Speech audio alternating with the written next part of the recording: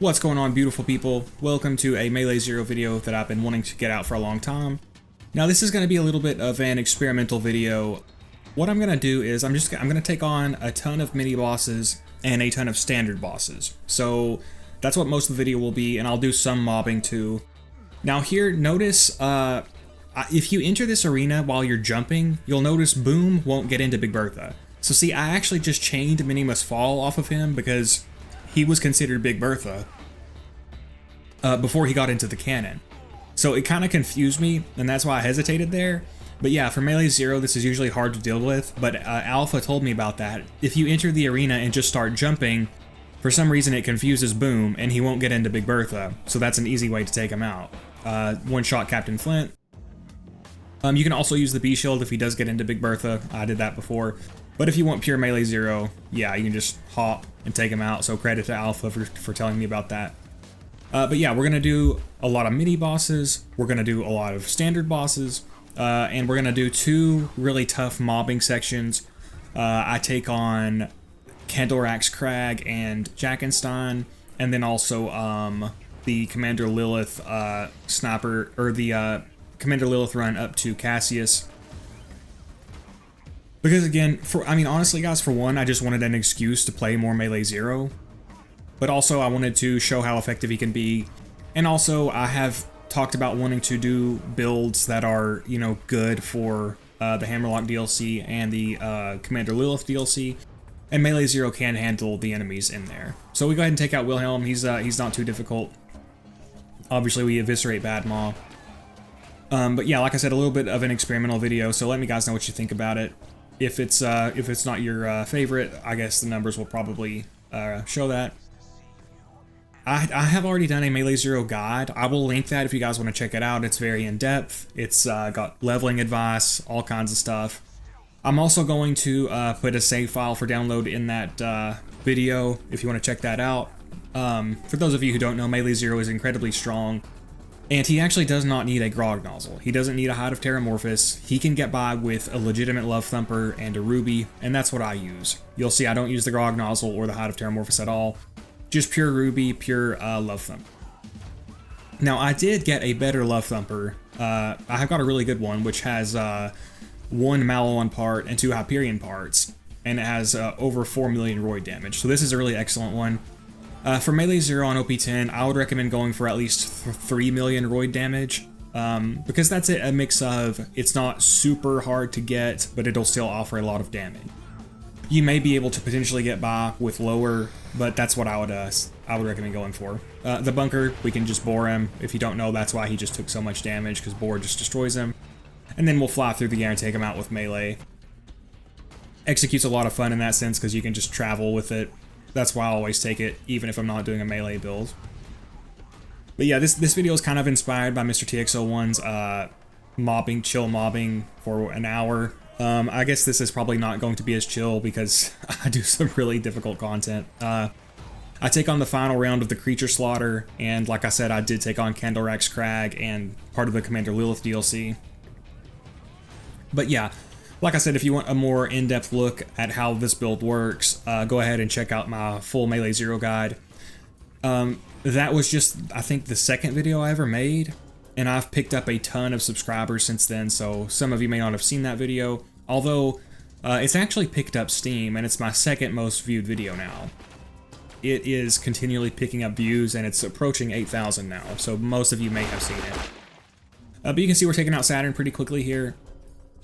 He is noticeably weaker than the Saturns on Digistruct Peak, so thanks Gearbox for making him even more of a pain in the ass on Digistruct Peak, and then putting 2 in there. I don't want to rehash too many of the points I made in that Melee Zer0 guide, but I'll talk about some of them.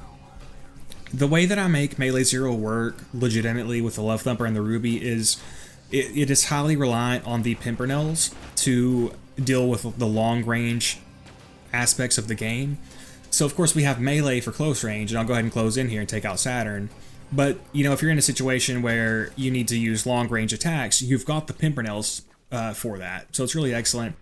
And you can see, even with a legitimate Love Thumper, we are able to chain Mini Must Fall multiple times. I actually get a new record for my Mini Must Fall chains later on in the video.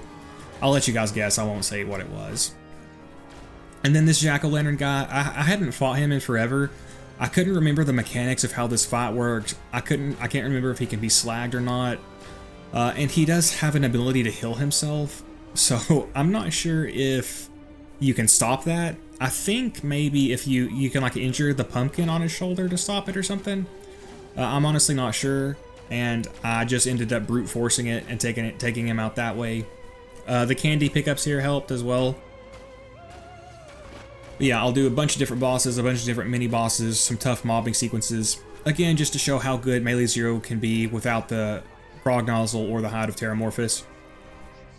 And to just kind of give people some more tips and more footage showing how I play him. Because while Melee Zer0 is incredibly strong, he is, in my opinion, and a lot of other people's opinion, the hardest playstyle to master, or the playstyle that has the highest learning curve. So when you play Melee Zer0 at first, you're going to be dying a lot, it's going to take some practice, and I can give you all the tips in the world, but at the end of the day, you just got to get in there and get some practice in. So it does have a high learning curve, but once you get good at it, it is so effective, it is so fun. Some of the most fun I've ever had in gaming.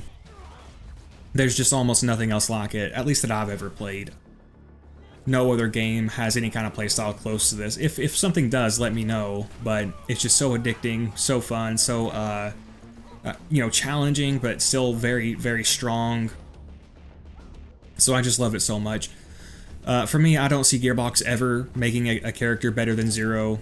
I hope I'm wrong. I would love nothing more than for Borderlands 4 to come out and it just blows Borderlands 2 out of the water, and all the characters are better than Zer0 and more fun and have, you know, more interesting playstyles and all this stuff. I would love for that to happen, but, you know, I highly doubt it.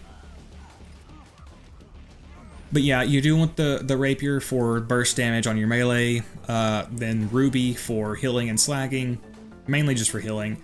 Then I use a Slag Pimpernel for slagging, and then my final weapon slot is a Pimpernel to match the elemental weakness of whatever enemies I'm fighting.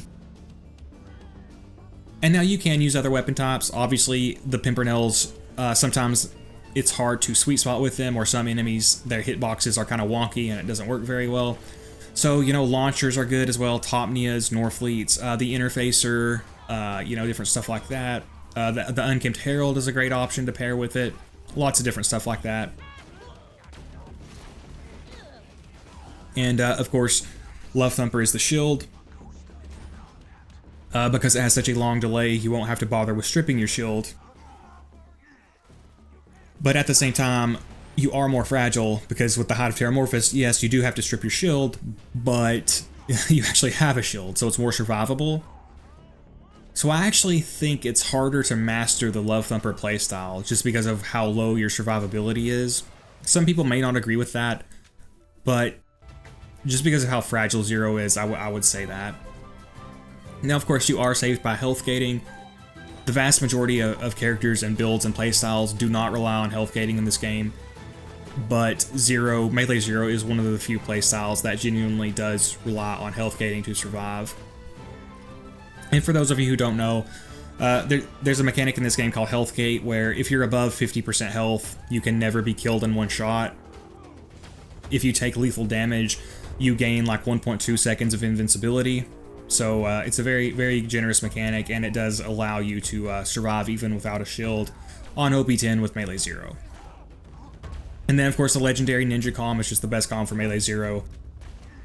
The Bone of the Ancients, you'll want a full elemental set of Bone of the Ancients to match your element. A Chain Lightning for healing. You can also use a Magic Missile for slagging, different stuff like that. I also recommend picking up a Sniper Heart of the Ancients, because Melee Zer0 does get downed a lot. It's just not... It's just going to happen more often than other builds. So you do need to get good at managing Fight for Your Life. But one thing is, if you end up in a sequence where you get downed over and over, you can swap over to the Sniper Heart of the Ancients, and you'll get sniper damage for your Pimpernels, and you'll also get, you know, good defensive bonuses there. But yeah, like I said, if you want a more in-depth look at the skills and all of that, just go check out that Melee Zer0 guide. Again, this is more of just a fun video I wanted to do to play some more Melee Zer0 and to show just how effective he is on OP10. And I've also wanted to do a lot of bossing content. You know, some people have in the past requested more boss-related content. So lately I have been trying to showcase a lot of builds that are good for bossing on OP10. Because OP10 bossing is, in my opinion, not as difficult as it's often made out to be. And you can see I won't be using the B-Shield or anything in any of these kills. So Melee Zer0, yeah, incredibly rewarding, incredibly effective, so fun. And sorry guys if this video seems a little bit awkward. It has morphed over time so much that it just kind of became this, I don't know if mess is the right word, but this sort of amorphous blob of different ideas. I originally did this, I recorded the final round of the creature slaughter, and I thought about just releasing that. But I couldn't really decide what I wanted to do with the video. And then over time, like, you know, focusing more on bossing content and showing ways of dealing with tricky enemies, like in the Hammerlock DLC or the Commander Lilith DLC, it just kind of morphed into this Frankenstein. So, sorry if it feels a little hard to follow or a little discombobulated. Again, it's more of an experimental, fun video I wanted to do. I know it won't be everyone's taste. But, you know, again, I just wanted to show how effective and how fun Melee Zer0 is, and like the other points I've made, showing bossing gameplay and how to deal with those enemies. So there are certain sections of this that are live commentary and certain that are just voiceover, and I have recorded certain parts like a month ago, like I did the creature slaughter like a month ago, so I may repeat myself more than usual, which I already have a bad habit with that anyway. Look at how much damage I just did on that execute. But yeah, hopefully it's not too hard to follow. Like I said, I'm going to be having the Sniper Zer0 guide out soon. There are certain boss fights I did that Sniper Zer0 is much better at. Jacques, I mentioned already, Sniper Zer0, it can deal with so easily. The Snowman. I did the Snowman originally with Melee Zer0, but it took a while, so I decided to just cut that, and I'll revisit him with Sniper Zer0. And then something like the Warrior. I will do the Warrior here. It takes the longest. I think it takes me about 5 minutes to kill him with Melee Zer0. Sniper Zer0 is much better at beating the Warrior. But Melee Zer0 can take him out, and since he's the final boss, I did want to go ahead and do him. And it was the first time I ever killed him with Melee Zer0, so I'm sure it can be done faster. And right there, the Chain Lightning did snap back and hit me. That will happen. It happens very, very rarely. I think only like 1 in 50 times will that happen. And self-damage does bypass Health Gate, so Health Gate won't be able to save you in that situation. Anyway, we killed the Sorcerer's daughter. Finished taking out our minions here. I don't want to gush about Melee Zer0 too much, but gosh man, he's just so fun. It's just crazy that they put all of these great playstyles together on one character. He has amazing melee playstyles. He has actually multiple melee playstyles. Amazing sniper playstyles, amazing gun gameplay, gun builds. You know, I'm going to release that Sniper Zer0 guide, and if it does well, then I'll do a gun Zer0 guide too, and just focus on his gun gameplay and different stuff like that. But Melee Zer0, he's just so fun, very high risk, high reward, and offers incredible damage, very high octane gameplay. You got to really be on your toes. And I think playing, like, this is my favorite build because it's a mixture of melee and sniping. I think playing this build has taught me so much for survivability because it relies so much on positioning and situational awareness to stay alive that, you know, this is my favorite build, and having played it so much, I have carried those things into my other Zer0 gameplay. So whenever I actually have a shield, I almost never die because I'm so cautious and so aware of cover and of where threats are and stuff like that. So again, it does have a high skill ceiling, a high learning curve, but so rewarding, and will just make you a really great player if you can master it. It's going to take some practice, guys. It's going to be bumpy at first. You're going to die a lot. I died a lot when I was learning it, and I still die occasionally. I actually don't die that much with him, but I do die with him more than I do with other playstyles and other builds, and you know, you almost certainly will too. So just be prepared for that. Just be willing to, you know, put in some effort to practice it. Like I said before, I can tell you all the tips and tricks, but you just need to get in there and practice. And the Wildlife Reserve is a pretty tough little area, so I hadn't done a build through here yet, so. Alright, so I was just waiting for them to strip my shield there. Ooh, a badass Farkid. Oh, I didn't hit my execute, damn it. Yeah, every now and then that'll happen. You'll you'll actually just melee attack them instead of executing them. Seriously, I didn't kill that pod before he spawned. That's kind of annoying. Okay, not off to a grand start here.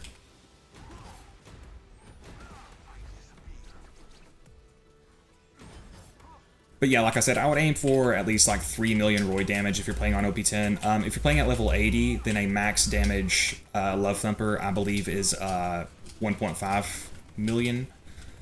So I assume 1 million would be really good for level 80. Potentially even a bit less than that. And yeah, after I finish this round, I'll, like I said, run up to Son of Mothrakk. I actually already did that. The first time I ever actually killed Son of Mothrakk.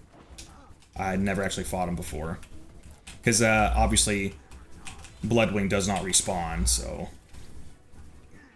But you can see we're fully capable of chaining Mini Must Fall multiple times with a legit Love Thumper. Obviously, this is a really good one, but like I said, as long as you have around, like, 3 million roid damage, you should be just fine. Potentially even a bit less than that, but I just say that to be safe.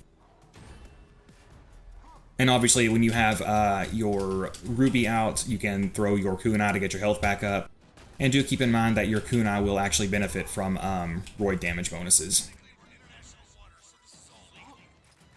Like I said, I really just... this was more of an experimental video just to see how it does. Hopefully you guys enjoy it. And like I said, I just really wanted an excuse to do some more Melee Zer0. A lot of these enemies, the Pimpernel is not going to be great for. It's you know, struggles against smaller enemies. So for enemies like that, you can, like I said, use a launcher, a herald. Good God, man, how many chains are we getting here? I don't know how many we're at. Don't lose it now. Don't lose it now. Come on, come on, come on. Oh my God, we're about to lose it. Okay, I don't know how many chains that was. That was a ton of chains. That about me the most I've ever got. I'm so glad I got that on. I recorded that. Well, I've actually got 10 before, but that was against really weak enemies. I mean, it was against OP10 Spiderlings. Melee Zer0 is so much fun. He's so effective. He is a bit awkward to level up, but at end game, he's just so much fun. So good for so many parts of the game. He does struggle against flying enemies, obviously. You can... Melee attacks actually extend upwards into the air, so that'll help a bit.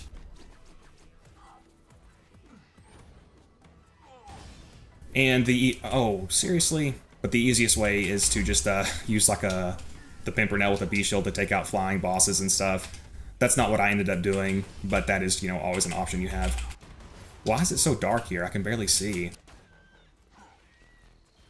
I think my brightness is all the way up. These Threshers can be a bit annoying as well. See if I can take them out. God, man, we are just destroying them. This is hairy, this is hairy. Oh God, oh God, oh God. Slag him, come on. Come on. There we go. Yeah, the Pimpernel is really excellent. Obviously, I'm not going to be able to take advantage of its long-range capabilities in this map, but part of the reason... This is my favorite build ever, and it works really well because you have the long-range aspects of the Pimpernel, so you can use it at long range to pick enemies off, and then obviously for close range you have the melee aspect. I call it Blooming Blades, by the way, because it does use the Pimpernels and melee. But the Love Thumper gets kind of a bad record. People tend to dismiss it or think that, you know, it can't really work on OP10. Actually, I don't think I've seen any OP10 Love Thumper Melee Zer0 content that was, you know, really in-depth or anything. I've seen a couple of really small videos that will like run through like one area, but they aren't very in-depth and they don't really showcase the true potential of the Love Thumper. It is a shame that the Big Thumper was not included in the game. It was meant to be, and they added it in the Tiny Tina one-shot thing. But the Big Thumper would have been a really big help for like leveling Melee Zer0 and stuff. So that is a shame. It's also on the community patch. If you play on the community patch, definitely look into the Big Thumper. Eventually, I'm going to do Melee Zer0 content with the Hide of Terramorphous and with the Big Thumper. But this is the most accessible Melee Zer0 build. You know, even if you're just a console player, you can replicate this. Of course, to use the Big Thumper or the Hide of Terramorphous, you're going to have access to other stuff. Those Blazing Spider Ants are kind of scary because their fire damage can kill you through Health Gate. But yeah, if you want to check out that other full Melee Zer0 guide, I did Digistruct Peak in that. I did a bunch of different areas. I did the run up to Captain Flint.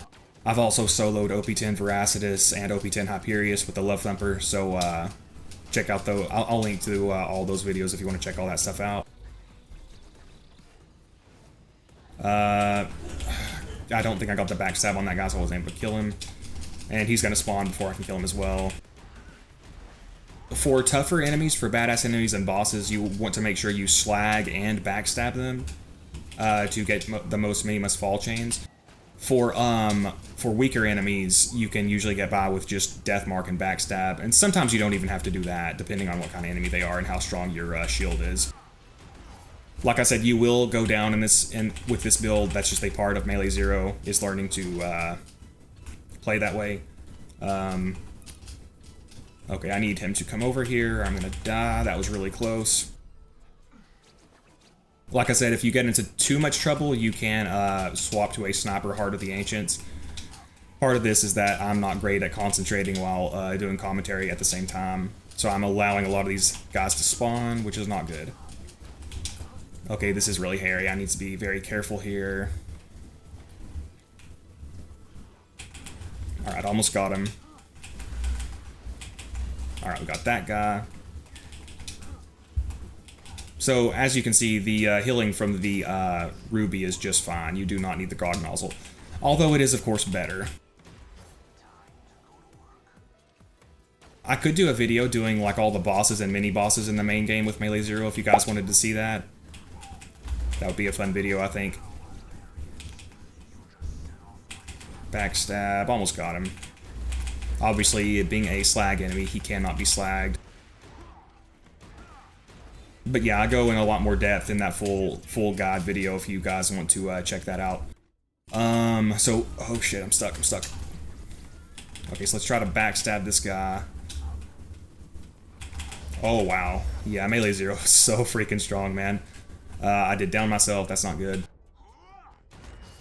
Let's get out of here because I'm stuck on the terrain. But like I said, I just really wanted an excuse to play more Melee Zer0 because I've picked up a lot of subs since I made that video. So some of you may not be aware of how strong Melee Zer0 is with legit, you know, built legitimately. This is all legitimately obtained gear. No community patch, no gib, no read-only farming even. I think I will use the community patch to farm a perfect Hide of Terra just for fun. So like I said, I do want to do some Hide of Terra content and some Big Thumper Melee Zer0 builds. Oh, I also will do one with the Law and Order eventually as well. And sometimes Kunai's just going to outright kill people. But yeah, hopefully that is a good showcase for how strong Melee Zer0 is, even against, you know, kind of awkward enemy types, like the ones that you'll encounter in the Wildlife Preserve. I'll just, I've already recorded the run up to Mothrakk, so I think I'll just show some of my must fall chains and stuff. And yeah, let's head on over there. Oh, I'll go ahead and show the gear and stuff again. Very strong, like I say, even without the Hide of Terramorphous. I did stop by and try to farm the loot midgets here. Unfortunately, I didn't get anything good, so that's a shame. But you know, that's how it goes sometimes. If you are farming this mission, make sure you take doctor's orders and don't pick up the slag vial things. Also, ideally, you want to do this before you progress the story mission to the point that you rescue Bloodwing, or before you open Bloodwing's door. Because after that, then you'll be dealing with a lot more enemies here. This is a really good loot midget farm. Obviously, the best one is in the Commander Lilith DLC, but I like to do this one to mix it up sometimes. This one is a bit more engaging. The Commander Lilith one is, I think it's more efficient, but it's kind of boring. You know, you just spawn right there by the hut and you just kill that one loot midget over and over. But yeah, got several chains here. Like I said, even the Love Thumper is really good at chaining Many Must Fall. It's a shame. The reason the Big Thumper being included in the game would have been such a bonus would be because Melee Zer0 doesn't really have a farmable option for a really good Roid Shield. The Love Thumper is a quest reward. The Hide of Terramorphous is locked behind Terramorphous. The Law and Order, again, quest reward. I guess you have the Punchy, but it's not a particularly good Roid Shield. So I think I got 4 chains here. Because not only for a non-Love Thumper shield, Roid Shield, you have to be able to strip your shield, so you need a shock immunity, right? So it's just really hard to get a Hide of Terramorphous with that. Basically impossible. I'm not sure exactly what the odds are of a shield having a Mallow capacitor. I've killed Terramorphous more than almost anybody, and I've never seen a Hide of Terramorphous that has any Mallow capacitor, let alone a shock one. And then you also have the delay time. You need at least a couple seconds to work with, and ideally you really want 3 to 4, and even more than that. But the Big Thumper being included in the game would have been so good. I think it would have been farmable. Like the community patch makes it farmable. So you can like keep getting it again over and over at different levels, and it has a very large delay. I think it's around like 10 seconds, and it deals a ton of Roid damage. So it's a huge shame that that was not included. Like I said, here is the long-range capabilities of this build. I showcased them more in that full Melee Zer0 guide, but having the Pimpernels, you can just hang back and pick enemies off whenever it gets hairy, you know, or whenever your Love Thumper is up. You can just stay back and snipe while you, wait for the enemies to strip your shield. But Melee Zer0 is some of the most fun I've ever had in any game. There's nothing else like this in any other game, at least not that I'm aware of. If any other playstyle in any game comes close to replicating this, let me know, but I've never experienced it. I don't see Gearbox ever topping Zer0 as a character, at least for me. His sniper builds are so fun, his melee builds are so fun, his gun builds are so fun, and then he's just a badass character outside of gameplay, so hopefully they surpass him, but I don't think they ever will. Really hope Borderlands 4 has a character I really like. I would like to make content for it if it did, but if it's, if none of the characters really strike me as super exciting, then I won't be. There was some thunder and lightning. Like I said, hopefully the rain and stuff is not drowning the audio out, and then I have to redo this whole thing. That would really suck. But yeah, I don't know. When do you guys think we'll see the skill trees for the Borderlands 4 characters? That's what I'm most interested in. I got a couple more loot midgets here, but they still didn't drop anything good, unfortunately.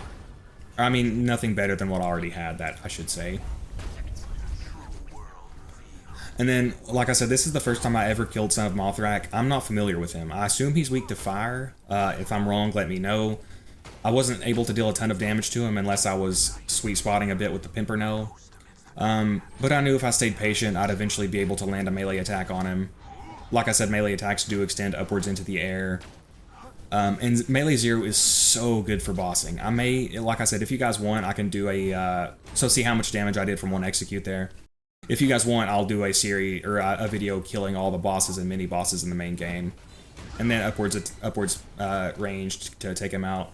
If you're ever struggling against a flying enemy with Melee Zer0, you can just throw on a B-shield with the Pimpernel and take him out. Alright guys, like I said, I wanted to do some mobbing sections and some difficult maps like this to show how to deal with some of these trickier enemies. So let's get started here with Melee Zer0 versus these Hammerlock Savage dudes. Like I said, I will link to the Melee Zer0 guide if you want to check that out. But this is kind of how I play it. I use the Pimpernels for long range attacks, and then of course you have the melee side for close range attacks. Now, enemies usually rush you more. Very weird that they're standing back. Could be because I entered this place backwards because I have actually already beat this DLC on this character, so. Alright, so see, they got my health down, so let's go ahead and get our health back up with our Kunai. Yeah, Love Thumper, very capable of chaining Many Must Fall. Oh, So you gotta be careful. I just downed myself with my own kunai. That is something you gotta be really careful for. So I don't have these guys slagged. These are tankier enemies, so I may not be able to kill them. Okay, yeah, I got that guy. Got that guy. Got that guy halfway. For healthier enemies, you do want to slag them to kill them in one hit. For a lot of enemies, you can get away with just Death Mark and Backstab. But yeah, Melee Zer0 is one way of dealing with tricky enemies like this. Again, make sure not to run into your kunai. God, I love this game so much. I really hope Borderlands 4 has a difficulty that actually properly incentivizes me to use all the tools at my disposal, as I feel that is often lacking in Borderlands games. As I say that a lot, so I know a lot of people don't like content this difficult, but God, man, I love it so much.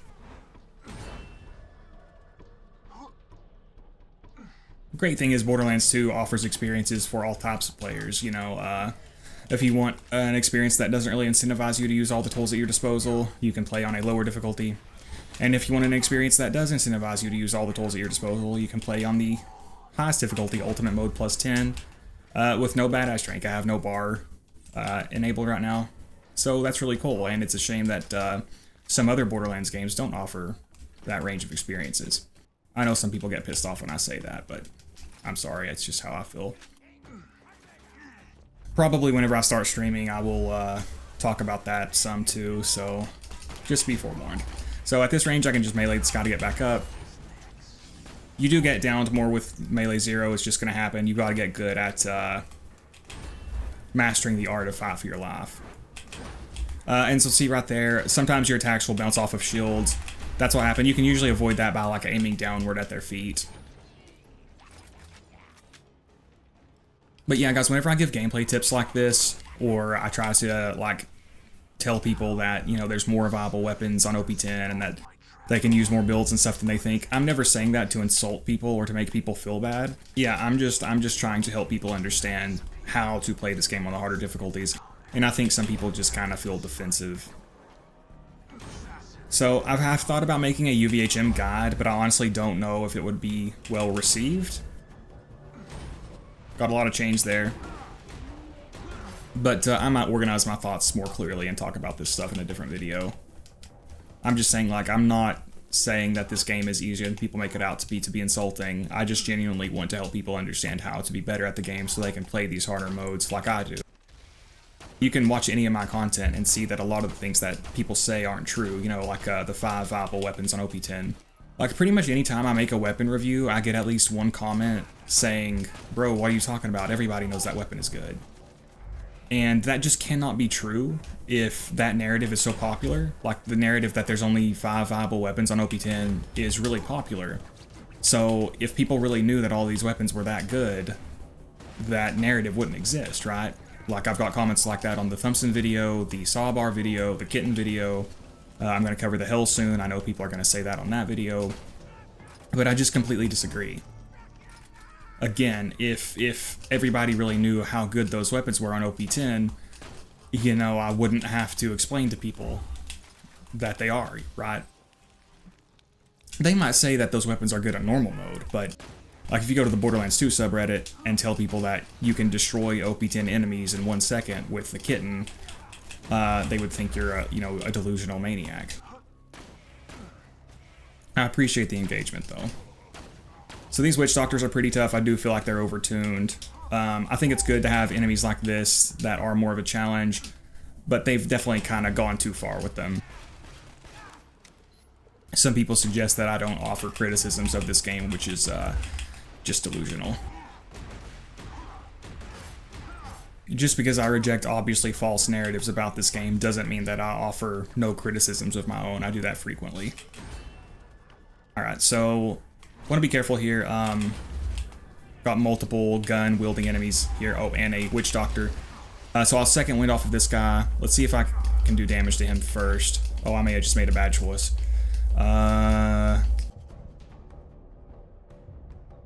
Okay, that was really hairy, actually. The reason I didn't immediately second wind off of that guy was because I was afraid I would get auto-downed again. And So I was able to avoid that. But guys, sometimes you just die. I mean, it is a challenging difficulty. But, you know, let's focus on the gameplay.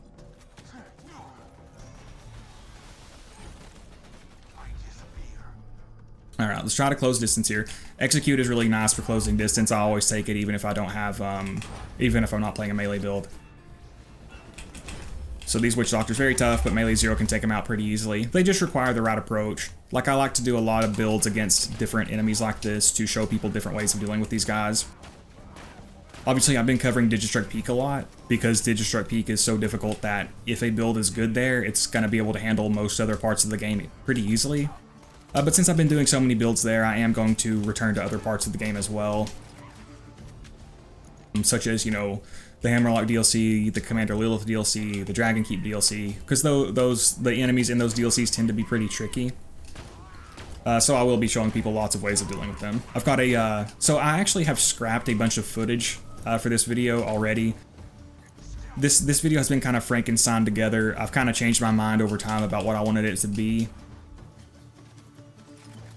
But I did actually a melee run through Candlerack's Crag, and I took on, I even took on Jacques with the Melee Zer0 build, even though Sniper Zer0 is much better there. And I did the Commander Lilith run up to Cassius. But I'm going to be doing a Hunter Titan Zer0 build soon, and that build will be much better for both of those areas. So I'm actually just going to, I just scrapped all that footage, and I'm going to, like I said, cover that in that video actually. I should not be able to be targeted through deception. That is bullshit. Another criticism I would offer. I just try to be more fair towards Gearbox. Like, I really don't think Gearbox are lazy. Like, their games clearly have a lot of effort. I just think they make weird decisions sometimes that just hurt the game. You know, namely the OP10 update. And I know you guys are tired of me complaining about that, so I will not do that right now. I just hope that with Borderlands 4, the maximum difficulty properly incentivizes me to use all the tools at my disposal. And like I said, I just don't feel other Borderlands games tend to do that.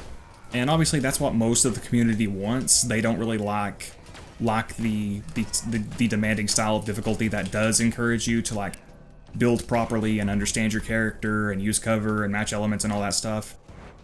So maybe Borderlands 4 can find a way to satisfy players who want, you know, a very forgiving experience and a very challenging experience. Hopefully they can find a way to bridge the gap. I doubt they will. They seem to have settled into just going for, you know, the people who want you know, a more forgiving experience. And players like me, we don't really have a home in this community at this point, except for Borderlands 2. It is more of a casual community than some of my other favorite series, Monster Hunter. So a lot of the reactions to difficult content between these two games is very different. I think I may have mentioned this before, but there's a like common narrative that in Borderlands 2, like anything past True Vault Hunter mode requires meta setups. Clearly my content proves that that's not true. But I think it's interesting if you compare to like Monster Hunter Generations Ultimate. Great game, by the way, if you guys haven't played it. It has 14 different weapons that each have like 6 different styles. And by far the strongest style is called Valor Heavy Bowgun. It gets by far the fastest kills and stuff. But I've never seen a single person claim that you have to use Valor Heavy Bowgun.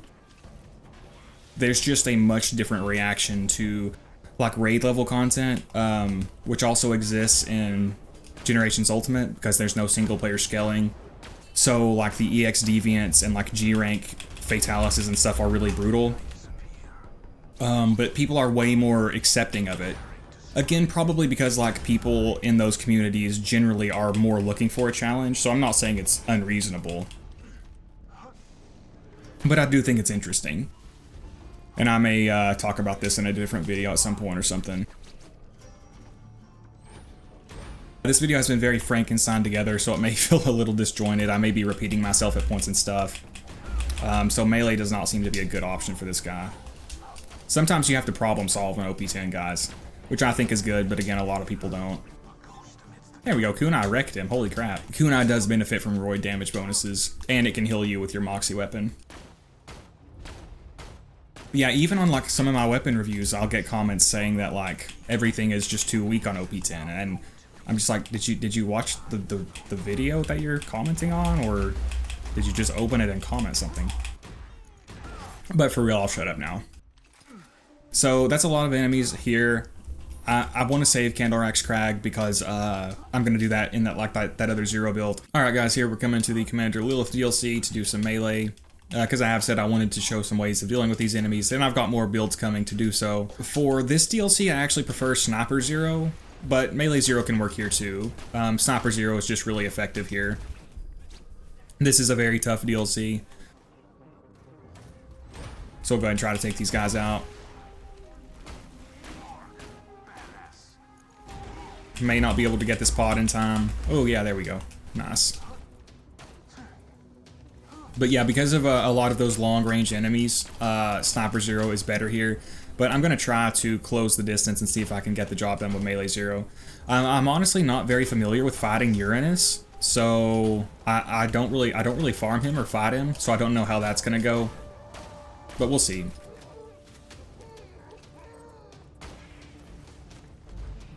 This guy out. A lot of tanky enemies in this DLC again. It's a pretty tough DLC. But yeah, I've got that Hunter Titan Zero build coming soon. I've got a Heavy Trooper Axon build coming soon.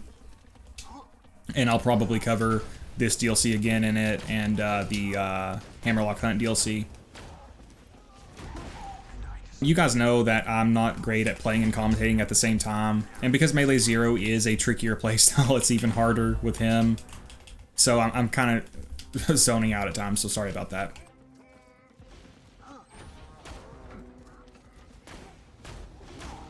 Alright, so let's get my decoy to distract him. I'll get backstab on him. Ooh, wow, did not expect that to kill him in one shot. God, Melee Zero is so much fun. Nothing else like this in any game I've ever played. I don't see Gearbox ever topping Zero, at least not for my taste. They just gave him so many interesting and fun playstyles. All concentrated together on one character, and then even just as a character, even outside of gameplay, he's just really interesting. So I mean, I hope I'm wrong. I hope that Borderlands 4 comes out and it blows Borderlands 2 out of the water, and it's got you know, it actually goes back to having the hardest difficulty be challenging, and it's got, you know, characters way better than Zero, and it's got, you know, awesome content, and really would be happy with that, but I don't really see that happening, as Gearbox has kind of settled into a different style of difficulty and game design that is, you know, other people like more, but I personally don't. So like this section is going to be really hard with Melee Zero. I may get down here. I would highly recommend doing Sniper Zero through here, but I think I can make this work. Standing behind things is a secret technique in this community, but it is very effective. So we got some weaker guys here. Oh, bounced. That's okay. Yeah, I did also get a new Roid Shield that is stronger than the one in my original Melee Zero guide, so I wanted to test it out. I would say aim for 3 million Roid damage on OP10 with Melee Zero, which is a good mix between like not too hard to farm, but is still pretty strong. But you guys can see what I mean. I'm using the long-range capabilities of the Pimpernels to pick enemies off when they're far away. And when enemies are close, I can take them out with melee. And again, that's just what I love about challenging games, is that they actually incentivize you to use the tools at your disposal. Like, a lot of people will complain about, like, having to use one of their 5 gear slots for a slagging tool.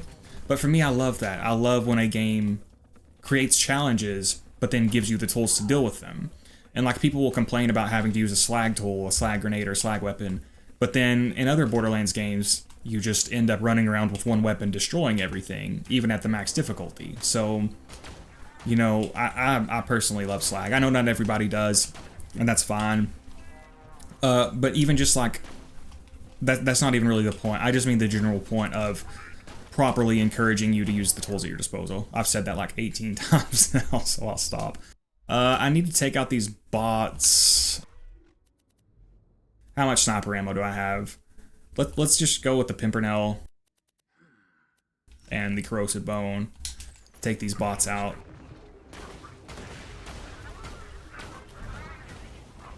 Like I've said many times, there's nothing wrong with just not lacking slag, but I'm just saying people often complain about it and reference other Borderlands games that don't do those things, but then, you know, you don't end up actually using those your gear slots anyway, so...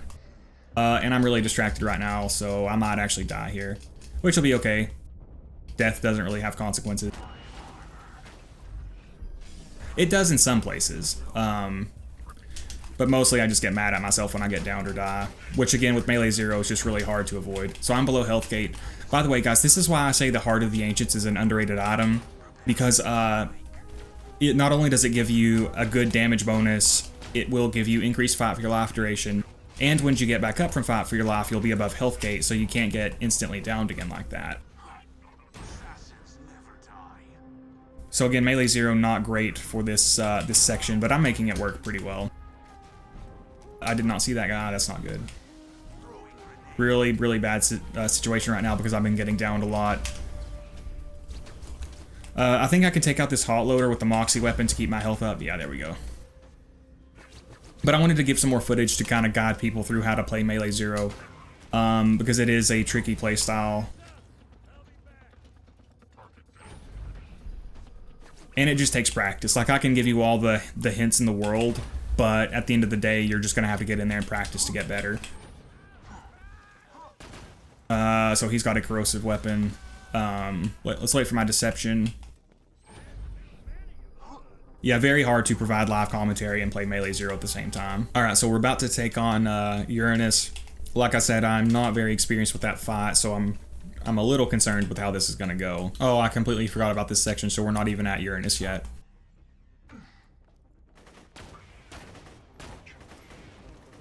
Yeah, Melee Zer0 is one of the few playstyles that actually does have to rely on health gating to survive. Most playstyles don't. So really, really glad that we were able to take advantage of that mechanic. I really wish that Gearbox had included the the Big Thumper. Like, the Big Thumper would have been an awesome tool because Melee Zer0 is hard to level up because the Love Thumper is a quest reward. There's just not enough easily accessible Roid shields. And if they had added the Big Thumper like they planned on, then they did add it in the Tina one-shot thing. That would have been a farmable quest reward, or excuse me, just a farmable Roid shield that you could get to level up with. Problem is, the Hide of Terramorphous is basically impossible to get the version you need for Melee Zer0. And the Love Thumper is a quest reward and you can only get it once per playthrough. Sort of, you know, you can do some like read-only farming or stuff like that, but for the most part, you know, it's just not easy enough to get the Roid shields you need. And then there's stuff like the Punchy, but it's not... Again, it doesn't really work that well because it doesn't have a high delay. The Big Thumper has great Roid damage and a high delay. If you have access to the community patch, I highly recommend checking out the Big Thumper. So let's see if this guy will jump up here. I just made a mistake. This is not good. Yeah, I mean, I'm not a perfect player either. I make mistakes all the time. That's okay. I mean, you're playing on Ultimate Mode plus 10. It's kind of logical that you're occasionally going to die. It would kind of be a problem if you didn't. I do wish shields were a bit stronger. I would probably make non-unique shields about 25% stronger. And for unique shields, depending on the shield, I would make them up to 50% stronger. I know that sounds like a lot. Mainly just the blockade. I think I would make most unique shields maybe about 30 to 40% stronger depending on the shield. But then stuff like the blockade in particular, where it's just... basically its unique effect is it's just a giant... it's able to absorb more damage. I'll probably buff it by like 50% actually, because it's very hard to get. And I just feel like enemies can deplete it too quickly sometimes. Now, like I've said before, you don't want shields to be too strong because it would make the gameplay unengaging if you can survive too easily. But I would buff shields in the ways that I just described. Like I said, I would implement, you know, a ton of different changes. I just want ultimately the hardest difficulty to be roughly this challenging. You know, there's lots of little things you can critique, and I frequently give my own good faith criticisms of the game. But the general level of the difficulty needs to remain on the hardest difficulty, in my opinion. All right, guys, I'm not really sure how to handle him. I'm just gonna go in here and try this. I don't want to use the B shield. I don't know how well Melee Zer0 is going to do here. I think I beat him before with Sniper Zer0 pretty easily because you can just pretty easily stack critical ascension. Oh, can he be slagged? By the way, I don't think so. That's another thing. You should not have unslaggable enemies. Maybe I can get some good boar action here. So far, I cannot at all. Oh, he also has attacks that can track you through deception, which again is just bullshit.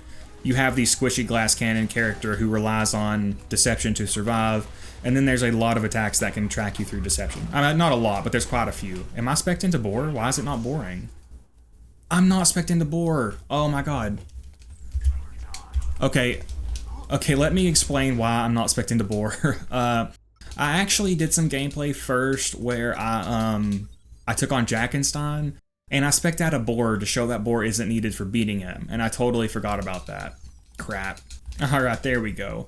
Yeah, I will link to my Melee Zer0 guide if you want to hear me explain the skill tree more. And in that Melee Zer0 guide, I didn't use any stuff like the Norfleet that's too hard to get. So it's not required, but it is really helpful. Especially when I'm making mistakes like this, so... Yeah, no wonder I couldn't bore him, because I wasn't expecting to bore. So, let's try to get these guys away from me. Jesus. This is not good. Not good, not good at all, not good at all. I don't remember there being so many bots. Are there always this many bots in this fight? Alright, so let's try to hit back over to this Pimpernel to bore him. You guys can give me your tips on this fight. I'm not very familiar with it or good at it. Again, I'm not a perfect player. I, make mistakes as well. So we're hearing some bore action, but not getting any good results, really. I'm pretty sure you want to bore on the turrets. Not working that well, probably just because I don't understand how to do it.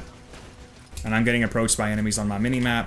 That's another thing, whenever I watch people's gameplay, people who tend to die a lot, I think their main mistakes come down to two main things, which can really be boiled down to one thing, which is just situational awareness. It's positioning, but it's also being aware of where the enemies around you are, where the threats are, and acting accordingly. That's the main way that I've learned to survive so well, is by really being disciplined with my positioning and making sure I'm aware of where the biggest threats are.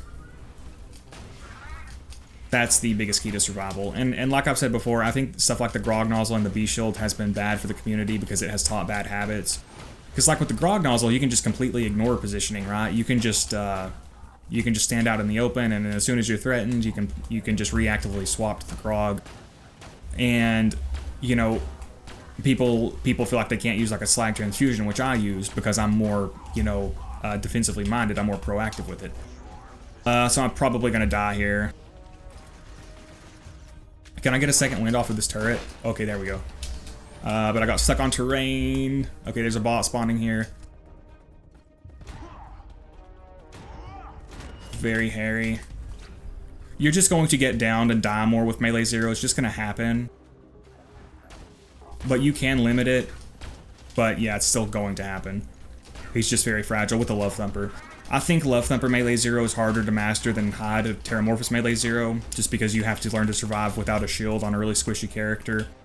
Which is also part of the reason I think I've gotten so good at surviving, is because I'm used to playing Zer0 without a shield. This is my favorite build in the Borderlands series. I played it a lot. Oh, I can just take him out with Killing Blow. What am I doing? Smooth brain moment. What does that mean that it's like, why didn't bro just win? Oh my god, I just downed myself. Is that only in the NMMA community? Like you'll see fighters, or people will kind of like make that joke sometimes. So I just killed myself, but that's okay. But yeah, I just remembered that I could win if I wanted to with Killing Blow. Yeah, again, death, not a big deal, guys. And that was a self-inflicted one because I'm a smooth brain. So I could have killed him much sooner if I remembered I had Killing Blow. But yeah, I just love Melee Zer0. He's so fun, man. There's just almost nothing else like him that I'm aware of. If you guys are aware of another playstyle like Melee Zer0 and anything, please let me know.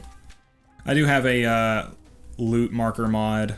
So we only got a Rolling Thunder. That's pretty rare, isn't it? Isn't Uranus supposed to be like a really generous farm? I just farmed the binary boss for pearls because I can do the Digistruct peak skip. Alright, and here we are at the Lair of Infinite Agony, or as I like to call it, Kentucky. And we're going to deal with some of these enemies here because I know a lot of people find these enemies to be tricky. But again, it's just another case of knowing how to approach them. As again, OP10 does create some situations where you need to be able to problem solve, which is one thing I really like about it. Certain enemies like this, conventional gun builds are not going to be great against. So I figured I'd just come here and try to deal with these guys. Now, I think Jacques is going to be the best element for these guys because the typical skeletons resist almost everything. Or, I talked about this in depth already on a different video.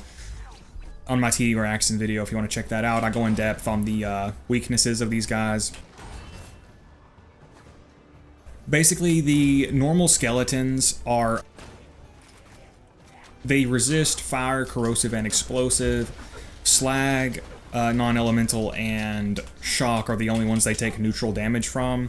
And since shock can be boosted by Bone of the Ancients, it's basically the best damage type. But, you know, non-elemental can be decent too if you have a, you know, higher base damage, or if you're using like a Heart of the Ancients on it. Again, it's kind of hard to play and talk at the same time, so struggling with that a little bit right now. And in melee builds are really good in this DLC because those skeletons are, they do take increased melee damage. I'm about to die, probably. Oh, haha, call an ambulance, but not for me. And yeah, again, I just wanted an excuse to play a bunch of Melee Zer0, so this is kind of an experimental video. I'm not, you know, I don't expect it to perform that well, but I've enjoyed making it, and hopefully some of you will enjoy it. Like I said, it's been very Frankenstein together. That was horrible. So I'm not sure how often I've been repeating myself and stuff, because I just downed myself because I'm a smooth brain. Can I reach him with the melee? Alright, we're good, we're good. So I may end up repeating myself a ton, because this video has morphed over time into what it is now. Atrocious reload, man. Holy crap. So I'm gonna wait for them to break my shield. Well, that is not what I meant to do. I was just trying to close distance there. But yeah, melee build's really excellent. So like Melee Krieg and Melee Zer0 are a ton of fun in this DLC. I assume Melee Krieg is. I haven't actually played him, but I don't see why he wouldn't be. I hate these freaking skulls, man. Can I just, there we go. Alright, again, I'm gonna wait for these guys to break my shield. Take them out with my guns as I wait for him to do that. Because we don't have to strip our shield since we're using a Love Thumper. Oh, I started to mention this before. But yeah, it's debatable if Love Thumper Zer0 or Hide of Terramorphous Zer0 is harder to play. With Hide of Terramorphous Zer0, you have a shield, so you have more survivability, but then you also have to strip the shield. Love Thumper Melee Zer0 has no shield, so he has less survivability, but no need to strip his own shield. Personally, I think it's harder to learn how to master the Love Thumper Zer0 because, again, just the lack of survivability. But you can make an argument either way. They're both very challenging playstyles to master. Can't really see. This is not good. And yeah, when you don't have Deception and your health is down, you just need to swing with your Moxie weapon to get your health up. But yeah, man, Melee Zer0 is so much fun. I highly recommend checking out my Melee Zer0 guide if you want more tips and stuff on how to play him. And, you know, I like to select specific narratives about this game to prove that they're not true. Because if somebody just says, for example, that, like, UVHM is too hard, well, that can just be their opinion, and that's fine. But if they say something specific, like, you know, UVHM only has 5 viable weapons, then I can prove that that's not true, right? And what I'm referring to is people tend to say that Melee Zer0 cannot work without Gibbed, and this is a completely legitimate Melee Zer0. In the Melee Zer0 guide, I talked about that extensively. I wanted to start from a position that, like, the average console player could replicate this build, and they absolutely could. You know, it uses a legitimately obtained Love Thumper, a legitimately everything. None of this gear is gibbed. You don't need the Grog Nozzle, you don't need the Hide of Terramorphous, which is what a lot of people think. Now, is it perfect Hide of Terra, Grog Nozzle? Yeah, that is more damage. It is, you know, quote unquote, a better build. A perfect Love Thumper has, I think, over 5 million Roid damage, like 5.2. But I think a perfect Hide of Terramorphous has over 7 million Roid damage. So, yeah, really, really strong. So if you have access to Gibbed, yeah, why not? Go ahead and go for it. I might die here. I say that all the time just because I try to be very defensively aware. Yep, oh, I'm actually gonna die here. I'm out of launcher ammo. I have no... Yeah, probably gonna take my first non-self-inflicted death here. Unless I can get up with the Pimpernel against this guy. Maybe the Baby Maker. Let's just try the Pimpernel, but I'm going down for sure. So he's slagged. Make sure he stays slagged. It's gonna be... Oh, wow, that was way easier than I thought. Would have been okay if I did die. I mean, not a big deal at all. Mostly I just get irritated at myself when I make mistakes, which is honestly probably not the healthiest thing.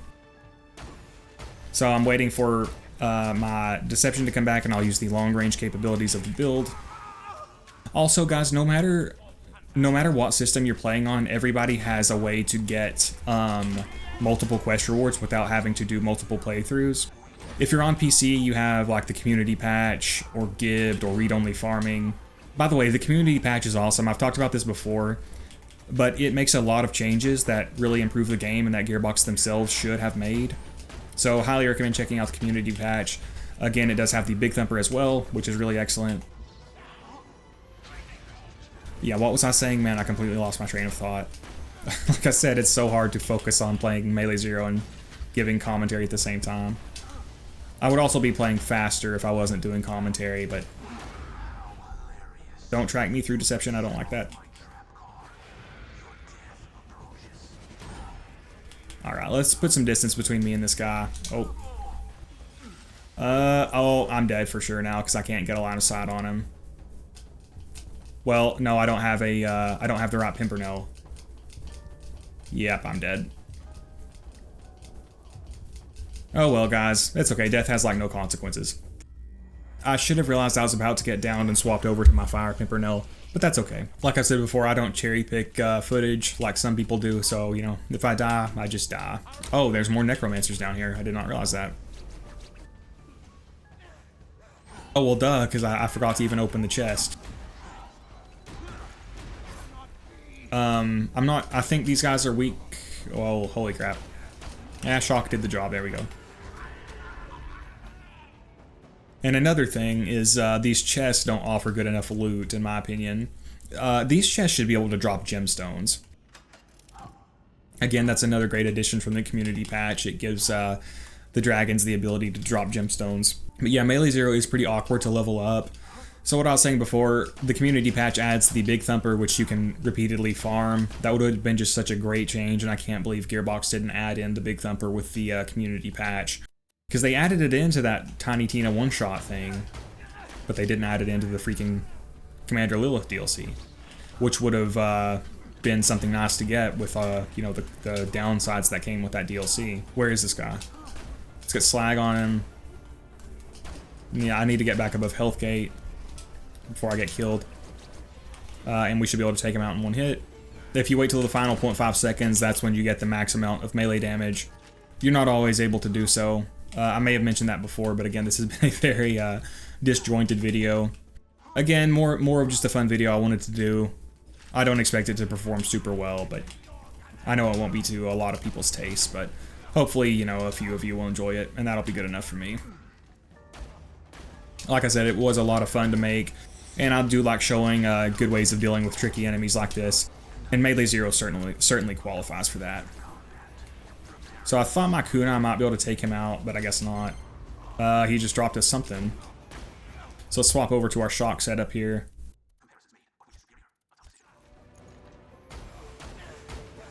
Not having much success sweet spotting with the Pimpernel, so we'll just wait for him, wait for our Deception. Be really careful. Don't let him jump. There we go. Oh, they both dropped something. Nice. The Firestorm is actually pretty good, at least on Axton. It does a lot of damage, and it, you know, regens ammo.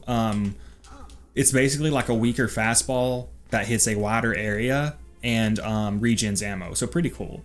So a Chain Lightning, that's good. Another good thing about not needing to strip our shield is we can use an OP10 Chain Lightning, so that'll also help make up the difference with the Ruby, from the Grog, I mean, you know.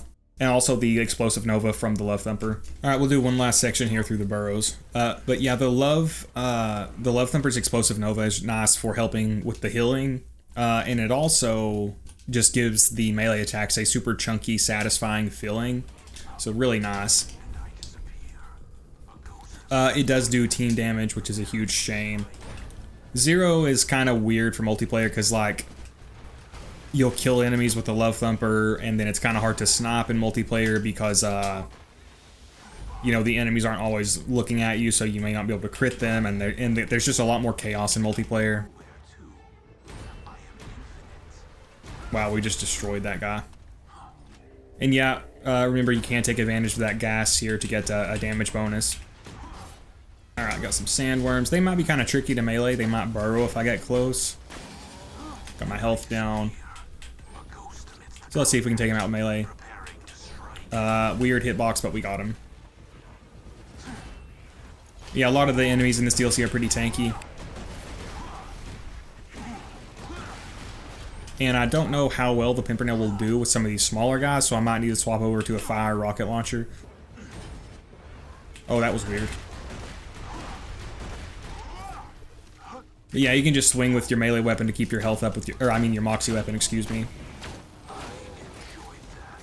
But yeah, I've just been trying to, as you guys can see, take on a lot of trickier enemies who may not be, you know, the best to use conventional gun builds on. I've got, like I said, that Hunter Titan 0 build, which is a hybrid rocket launcher sniper build. I've got a heavy trooper Axton build coming, which is a it's like a launcher grenade focused Axton. Those will be my next sort of build videos. I don't know what about after that. Oh, I forgot to buy more ammo. Damn it. Let's try the interfacer. I've never actually used the interfacer. I know it's supposed to be really high damage, but is that only if you sweet spot with it? Looks like it might be kind of tricky to sweet spot with it. So Ruby, not a great slagging tool. You mainly just need it for the healing.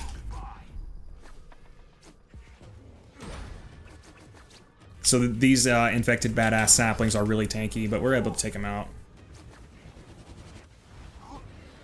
So let's try the interfacer again. Can't hit him, that's my fault. Yeah, so since I can't aim straight today, we're not really able to see. There we go, there's some good damage potential. Oh yeah, even on that badass sapling, it did good when I landed my shots. Yeah, so definitely a skill issue there, but good damage on it. Oh yeah, really nice. There we go. Oh, there's another one. Holy crap, he caught me by surprise while I was scratching my back. There we go. Oh, there's another one. Holy crap. Oh, do they just keep spawning? Isn't there a sandworm queen down here? I'm getting a drink right now, so I'm only using one hand. Alright, come back out, dude. Okay, this is an excessively long time to allow an enemy to burrow. Oh, seriously, Gearbox? I say that like 10 times a day.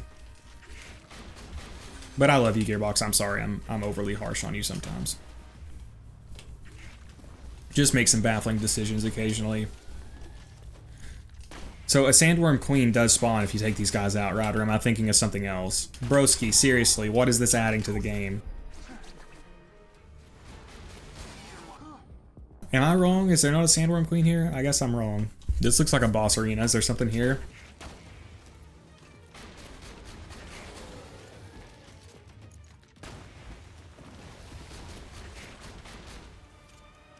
Yeah, the interfacer's a lot of fun. I don't know why I've never really used it before. I guess I thought that you needed to sweet spot with it for it to do great damage, but it seems like even just when you shoot normally with it, it's doing pretty good damage. So clearly I do not know where the Sandworm Queen is, so we're just going to go do something else now. Alright, so we are going to take on Hatred Shadow, and sometimes you end up in a situation in this game where your build will be good for one part of the map you're in, and then not good for another part. So for example, Melee Zer0 is really good for Hatred Shadow, but then you have to fight a flying boss, which obviously Melee Zer0 struggles against. Although melee attacks do extend upwards into the air, it can still be tricky to take on flying bosses. I do take on a couple in this video. I take on Son of Mothrakk. I didn't use a B-Shield with him. But I'll show you guys how I would do that. Once we get to the Handsome Dragon, I'll just probably swap over to a B-Shield and like I'll use this build, but I'll just equip a B-Shield and try to like take him out with the Pimpernel or maybe the Lauda. Yeah, really lacking the interfacer. Oh, it does consume 2 ammo per shot. I did not realize that. So let's see if we can one-shot this guy with Melee Zer0. Well, our kunai devastated him already, so I'm sure we will be able to. Again, you want to get kunai on, backstab, slag if you can. For like a lot of weaker enemies, you don't really need to do all that. You can usually get by with just the backstab and kunai. So if you noticed a second ago, I didn't go for my melee attack because I was close to a barrel. Barrels are the biggest enemy for the Love Thumper.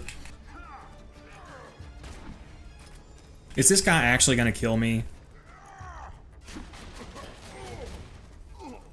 Oh my god, I can't believe I just thought to that guy. What the fuck? Oh my god.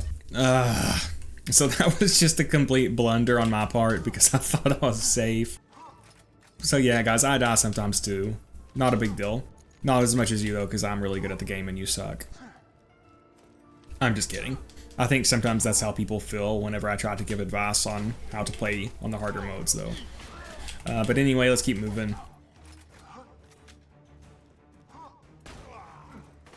See if this guy can strip my shield.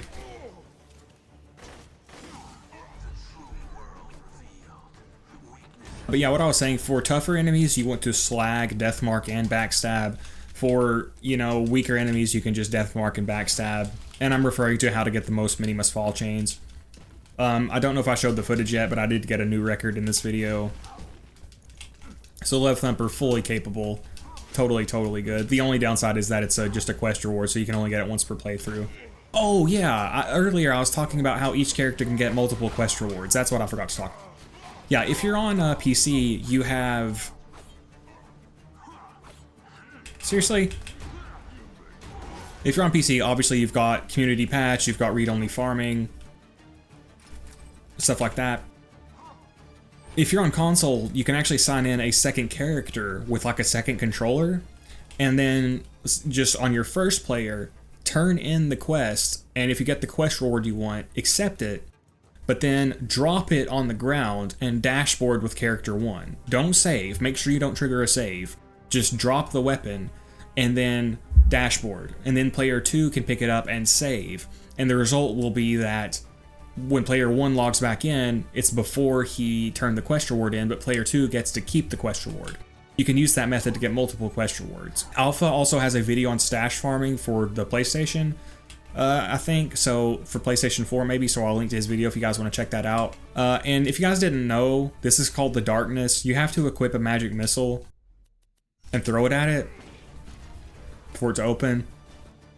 Apparently it's a reference to some old video, I have no idea what it is. And then there's just a chest in here. And yeah, guys, I'm going to go back to my Melee Zer0 guide and drop a save file download for people for all the gear that Melee Zer0 needs or wants. And you guys can check that out. Also, I think you can only download those save files if you're on PC.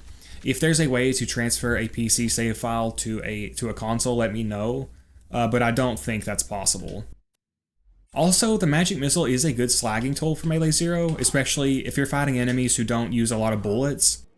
It's a really great way to slag in deception. And then you can just get your health back up with the ruby, right? So I'll go ahead and throw it, get them all slagged up. So yeah, magic missile, definitely a good grenade. Oh, I thought that was, what you call it. So I just made a mistake there. Okay, we got a little bit of a hairy situation here. I almost got myself killed. I can't believe I didn't go down right there. But yeah, no matter what you're... Dude, are you kidding me? So I'm just getting careless now. It's very rare for me to die this much, but wasn't I above health gate? I may have just been complacent there. I don't actually understand how I just died. But oh well, death is of no consequence in this game. I just always bring that up because in games like Dark Souls, if you die, you have to basically start over, and all the enemies will respawn and stuff. But in, you know, most ways, death is very forgiving in this game, except for like raiding and like the circles of slaughter and different stuff like that. But yeah, Magic Missile, it is a good slagging tool. It's not my first choice, but especially for non-bullet heavy areas, I like it for Zero, because again, you can slag in Deception. So it's definitely a good slagging tool. Personally, I wish we had got more slag skills and more, you know, unique slag tools. And maybe if people didn't react so poorly to it, they could have done something like that with the next Borderlands game instead of just abandoning it entirely and replacing it with nothing. Like, the pre-sequel has Cryo, which is pretty cool, but the game doesn't really incentivize you to use it at all. And Starkiller is actually, he was doing a series where he was playing the pre-sequel with an OP10 mod, and Cryo is actually really useful, which is kind of like the gist of what I'm talking about whenever I say stuff like that. So that would have been pretty cool. Cryo is interesting, but if enemies are so weak, you kill them without it, you know, what's the point of it? Again, you know, clearly most Borderlands players love that style of gameplay, and I'm in the minority. I don't try to be a contrarian. To me, a contrarian is somebody who picks positions in opposition to other people. I just end up typically disagreeing with people. I just usually have niche tastes and stuff, which really sucks because it means like the games I like usually end up getting changed to favor a more, you know, broader audience, which is a little bit unfortunate for me. But oh well. You know, I love Monster Hunter, and Wilds is not a bad game, but it's definitely chasing that like broader appeal by being simpler and easier. So I do tend to play a lot of older games that, you know, had more complexity and more difficulty. There are some exceptions, like I really like the Remnant series as well. And it's a pretty challenging, fun shooter.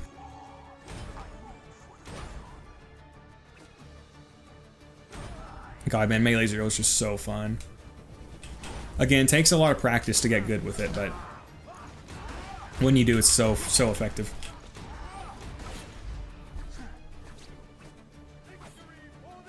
Oh, I forgot I had the... I completely...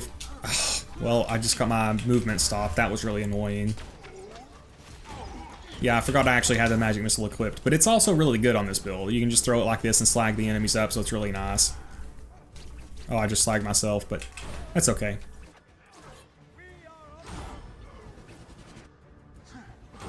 But yeah, the pre-sequel with OP levels would have been so cool. I mean, for people like me and Starkiller, but you know, for, again, most players would rise if if the pre-sequel was kept exactly as it is, but OP levels were added to it for players like us. The pre-sequel, another excellent game. Melee Athena is pretty fun too. I don't find her as fun as Zero, but you know, definitely pretty fun. Which pretty much all the Vault Hunters are. So, see, I hate this backpedal behavior. Like, why? Ugh, so irritating, dude.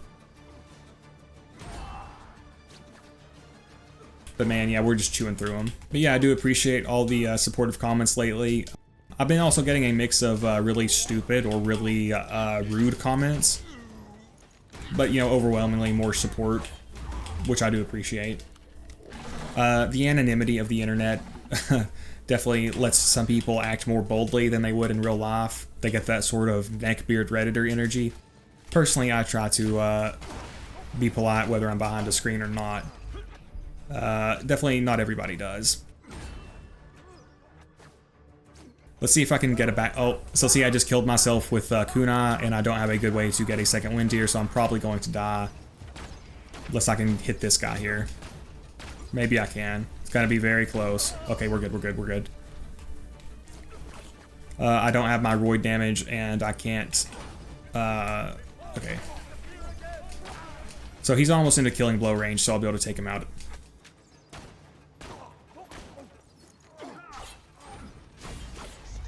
But yeah, personally, I would feel like kind of a loser if I was only an asshole because I had the anonymity of a computer screen. Dude, I am playing so terribly, bro. Holy shit. So this is not an indictment on Melee Zer0, guys. This is just me being complacent and also struggling to play as well on while I'm giving commentary. I know some of you guys get irritated whenever I talk about people not necessarily being willing to improve at this game, but whenever I have multiple people accusing me of cheating, instead of just trying to implement the suggestions that I have, I mean, what am I supposed to think, right? I'm gonna try to focus up here and stop dying so much. Let's swap over to my Corrosive Pimp and my Corrosive Bone. I got set on fire. That's kind of rude. Oh, I'm dead again. Holy crap. Oh, I forgot I didn't have my freaking Chain Lightning. Alright, let's get our game face on, dude. Get your game face on, Garnet. I'm dead again. Probably. What? He said Lightning Bolt. That's Chain Lightning, Zero. Oh my god. I'm just gonna use this guy for second wind. But he moved away, so I might not actually be able to. Dude, do not die again. Okay, god. I promise Melee Zer0 is good for this DLC. I'm just having a massive skill issue right now. Sometimes we find it hard to admit to ourselves if we have a skill issue. Not me though, there's plenty of things I'm not good at. Okay, we got him before he summoned his shield, that's good. So enemies are spawning from two directions. This is what I'm talking about, not having good situational awareness. That is a situation that will often get you killed. I feel like that is the biggest way to learn to survive really well in OP10 is basically a combination of positioning, but then being aware of the threatening enemies around you and where they are and stuff like that. I'm pretty sure, are those guys weak to corrosion, or is the Pimpernel just that good that it's taken them out? Okay, so the enemy's de-aggroed. They might actually be weak to corrosion, or... Oh yeah, I started to mention that. That's another thing, is the resistances in this DLC are all like wonky, which I don't like. Like the elemental system is so important, and then there's like a bunch of enemies in this game that don't abide by the normal rules. Like enemies in this DLC, enemies on Digistruct Peak. So I think that's kind of not the best game design.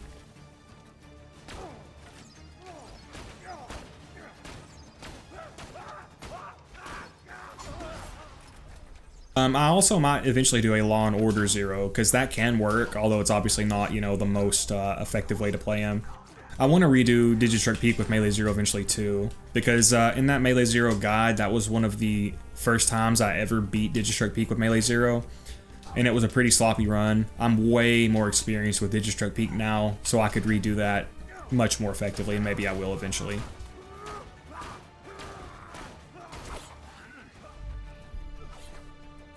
So this could be a little tricky. Oh, that's not what I meant to do. Yeah, let's see. I really need to take this Sorcerer out because I don't have a second wind weapon if he downs me. Come on, Deception. Alright, we should be okay now. Yeah, there we go. See if I can kill this big guy. I don't think he's slagged. Oh, and we still killed him. God, Melee Zer0 is so good. So fun. Alright, so see if I can Pimpernel this guy. Cannot see. There we go, we got him. Yeah, I love this DLC so much. Melee Zer0 is so good here. And again, it's like, I understand why people don't like the enemies. Like, I'm not saying you're wrong for not liking them. But I'm just saying, whenever you know the approaches for taking them out, the DLC is just so fun. Obviously, the story is good. And there's a lot of, like, there's the funny, like, Game of Thrones quest and some different stuff. I also really like the Hammerlock DLC. I can't remember if I talked about that. I know a lot of people dislike it, but I love it. I think it was pretty clever to center the story, the narrative of this DLC around Tina kind of accepting Roland's death. They could have just made it a fun D&D campaign style of thing, but they found a way to make it a little bit more interesting. And it's a pretty touching finale there at the end when they're at Roland's monument. So let's see if I can get a second wind. Don't want to get set on fire. Yeah, so again, Melee Zer0 takes a lot of concentration, so I definitely have a debuff on my play. Oh, freaking barrel. See, that I would have noticed that if I wasn't giving commentary. One other tip I would give is if you get downed as 0 and your deception is not up, you can intentionally delay your get up so that you wait until you have your deception so you can immediately use it and get to safety, you know. Take these guys out at long range. If I can hit my shots. There we go. God, I love that reload with that one with the gun. Yeah, obviously I've crapped on the OP10 update a lot, but one thing is, it does make this build more effective. I call this Blooming Blades Melee Zer0, by the way. I don't know if I said that yet, because of the bloom of the Pimpernels and it being a melee build. But with the extra skill points, we can get 3 points in that one with the gun, which really helps the Pimpernels. Like I said, I did prefer the game better at 72 OP8, but I love it almost just as much at OP10. It's just, like, I can just recognize that in many ways it was better at 72 OP8. Namely, like, the experience grind kind of sucks now. So I'm waiting for these guys to break my shield, which they are failing to do. Holy crap, this guy's got insane footwork. That's another thing, being able to shoot and aim at the same, or excuse me, shoot and move at the same time is a skill that is hugely beneficial in this game, in pretty much all shooters, but if you can learn to do that, that will really help you be more effective. Just killing enemies quickly is really good too, so you don't get overwhelmed as easily. And I just lost my train of thought again. I'm such a smooth brain dude. So corrosive damage I don't think is the best for them, but it's doing a good enough job. And I got downed. But as long as somebody else doesn't kill him, I'll be okay. Yeah, a lot of dots here, which is a little frustrating. Did he just set me on fire with his...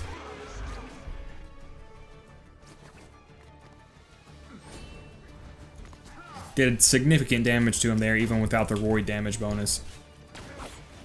Yeah, like the worst thing about Melee Zer0 is leveling him up. It's just kind of awkward. You can do it. Again, normal and true mode are so easy that you don't really need a coherent build and stuff. So I'm sure you can still pretty easily kill the enemies there.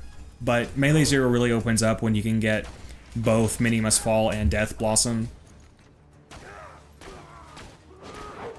And then the issue is just, see if I survive. Oh, I'm dead. Oh my god.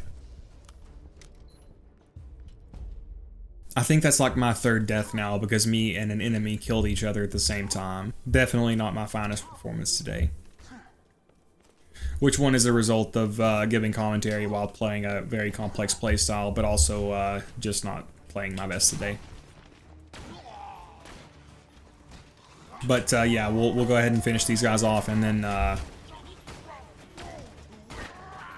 show how I would fight the Ensign Dragon. Again, I'm just going to probably throw on the B shield.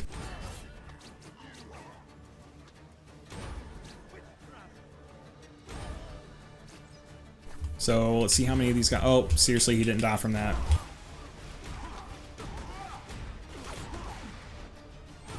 Since there's a mix of enemies here who are either weak to corrosion or excuse me, who either resist corrosion or resist fire, I might just try the Shock Pimp for a middle ground, so I don't have to keep swapping back and forth.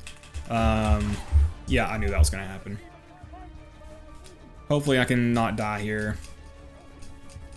I should have just left my freaking corrosive pimp on. I'm dead, yeah. Oh, that was really close. I don't have my Roid bonus, so yeah, I was not gonna be able to kill that guy.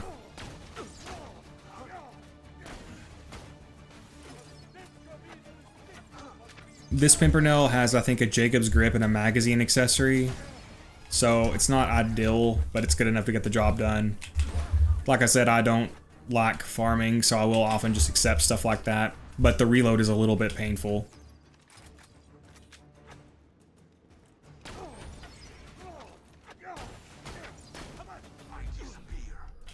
Alright, should be able to take him out. There we go.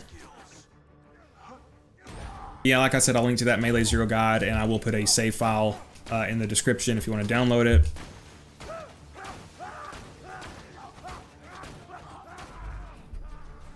So go ahead and take him out like that.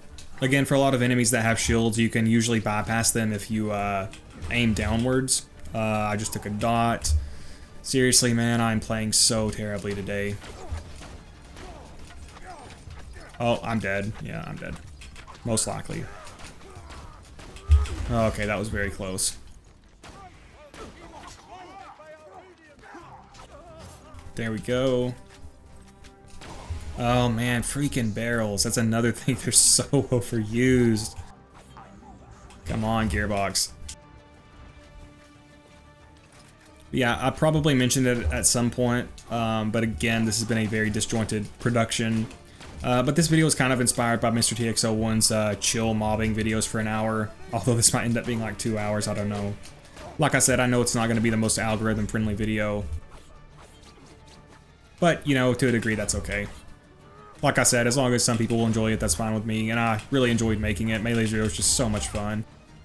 That Ancient Dragons farming video I did, where I farmed the dragons with like a bunch of different Zero builds, I knew that wasn't going to be a hit for the algorithm, but like I said, I enjoyed making it, and some people did enjoy it. It's at about 2,000 views now, which is more than I expected, so plenty happy with that. And I just killed myself with Kuna, because that guy ran into me, and I might die here. Yeah, I am playing just absolutely terribly today. I don't have my Roy damage bonus, so I may just need to go ahead and switch to Corrosion. Let's take these other enemies out first. Yeah, I need to just... So see, all these different enemies are all weak to different things, so I'm in a really awkward spot now. Plus, I don't have my Roy damage bonus. Thank you for giving me my Roy damage bonus. I was hoping I would be able to kill him with that. This is really bad. I'm so dead. Maybe do I have rocket launcher ammo? Yeah, I do. So we'll equip the Topnia and the Firebone, and hopefully that'll be able to kill this guy. Oh yeah, we're good, we're good. So I'm gonna wait for my deception to come back.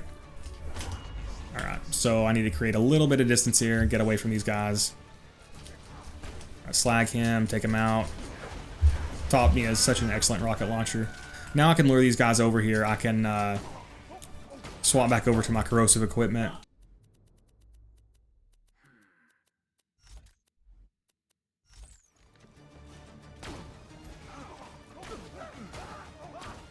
While they're breaking my shield, I'll just use the Pimpernels.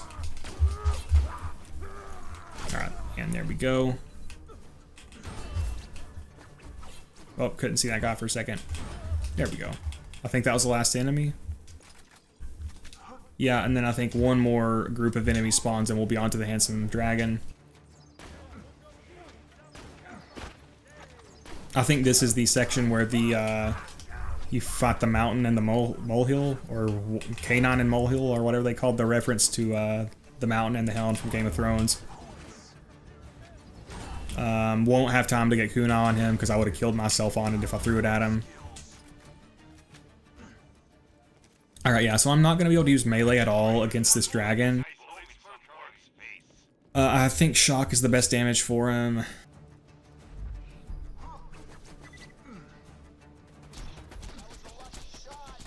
It's just not a fun fight. It's not even particularly difficult. If you get downed, you're probably going to die because there's no second wind opportunities.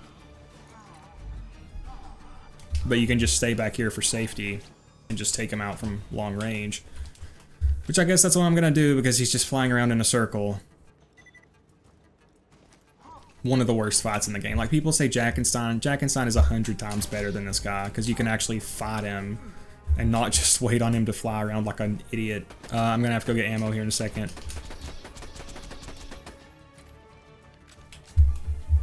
I might just speed this up. I don't know what I'll end up doing.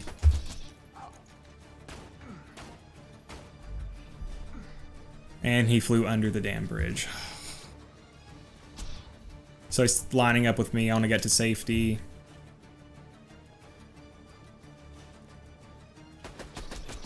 Gotta lead my shots because how far away he is.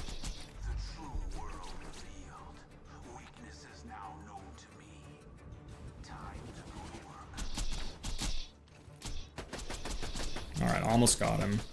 Alright, that should be enough to kill him if he doesn't kill me first.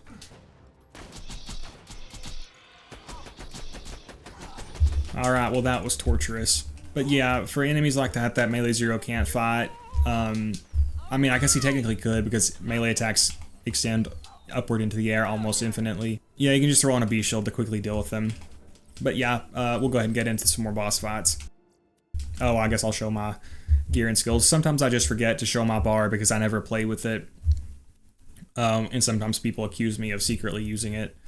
But I just forget because I almost never use it, which is another handicap and is something to keep in mind. You know, sometimes people think you need perfect gear, but if you think about it, your bar stats will give you more of a bonus than perfect gear ever would, except for, you know, niche circumstances, like, you know, the vertical grip on like the sword explosion or something. Thanks for sticking with me this long, guys. Here we are at the final section here, the warrior kill. Like I said before, Sniper Zero is better for the warrior, but Melee Zero can take him out without too much trouble. But somebody told me that the warrior can be slagged. He just doesn't have a slag model. So I was trying to slag him at times, although I probably did forget occasionally. Yeah, I do hope you guys have enjoyed the video so far. Like I said, just something a bit experimental I wanted to do, and to have a reason to play Melee Zero again. He's just so fun. I will, whenever I stream, I'll probably play some Melee Zero once I get the gear together. I gotta get on top of that. I will be, I know I keep saying that. I've just been very, very busy, but I will get on top of that soon. And you can see the warrior is, like I said, Sniper Zero is going to be better because he can just stack critical ascension. But you can see when the warrior, where he puts his hands here, you can actually land melee attacks. So it can be a little tricky, but it's totally doable. When you get down, you've got a lot of second wind opportunities. Again, Melee Zero being fragile, you are going to have to get good at getting second wins, and just get good in general. But super fun playstyle, so addicting. Zero is just such an amazing character. It's just so good. Even from like just a character design perspective, like not from a gameplay perspective, he's really interesting. Having like haikus that he delivers and stuff, and so many of his lines are just really interesting and badass. Would love to see. I mean, honestly, if they just put Zero in every game, I wouldn't give a shit. I would love it.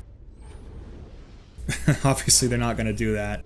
You know, there was that. Wasn't there an assassin named One that references something to Zero? I can't remember, in the Son of Cromorax DLC.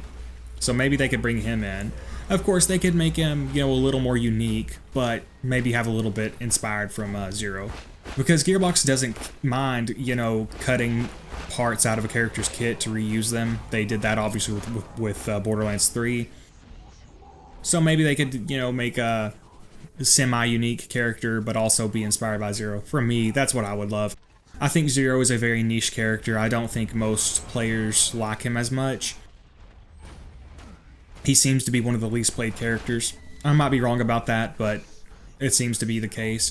Are there, like, I think I'm one of the only, like, active Zero mains who's making content for Zero. Like, some other people dabble, but I can't really think of another Zero player who is still making Zero content. Obviously, there have been some in the past who we shall not name. But, yeah, it's just so much fun, even if, you know, he may not be to everybody's taste. And obviously, I definitely have different tastes than most people. It's not that I try to be a contrarian, it's just that I just end up, you know, liking different things than other people. Obviously, I'm one of like 10 people that loves the difficulty of OP10.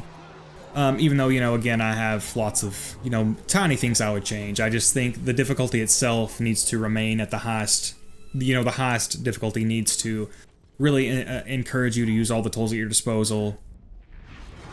So, you know, whatever rebalancing changes you make, it needs to retain the core difficulty, in my opinion. At least I don't see the harm, you know, because you can't always play at a lower difficulty. But anyway, you can see we've almost got the warrior to killing blow range, and once you do so, Zero can take out everything really easily.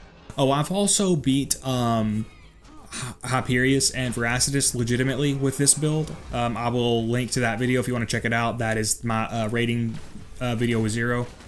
And yeah, I'll have that Sniper Zero guide out soon. And again, if that performs as well as the Melee Zero guide, then I'll do a Gun Zero guide too, and cover some of my favorite Gun Zero builds. But yeah, once you get an enemy into killing blow range, it's pretty much game over. He can take out anything really quickly at that point. I think there are some points I wanted to talk about in the video that I have forgot to make. Like I said, this video has been very, like disjointed and it was kind of Frankenstein together.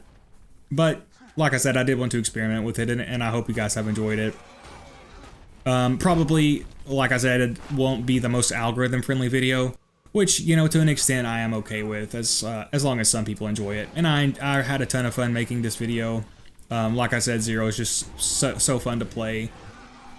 The Love Thumper, something I forgot to mention is the Explosive Nova does help make up the difference in healing with the grog, you know? And it just gives it such a chunky, satisfying sound and feeling when you land your melee attacks. It's just so satisfying. Finally gets some neuron activation in my dopamine-fried brain. That is a reference to, I don't think I've actually talked about it on this channel. I talked about it on my first channel. I'll probably get into that at some point. So see, we go ahead and take the warrior out. Really hope you enjoyed the video. If you did, please consider liking and subscribing. I do want to thank Legan Werdna for being a Veracitous Slayer channel member. Really appreciate the support, man. But yeah, like I said, hope you guys enjoyed the video. If you did, please consider liking and subscribing.